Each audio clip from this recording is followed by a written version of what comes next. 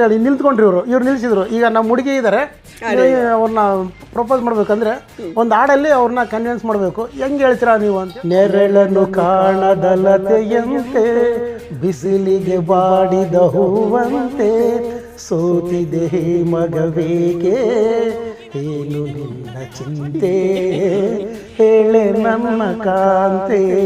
ನೆರಳನ್ನು ಕಾಣದಲತೆಯಂತೆ ಬಿಸಿಲಿಗೆ ಬಾಡಿದ ಹೂವಂತೆ ಸೋತಿದೆ ಮಗವೇಗೆ ಹೇಳು ನಿನ್ನ ಚಿಂತೆ ಹೇಳೆ ನನ್ನ ಕಾಂತೆ.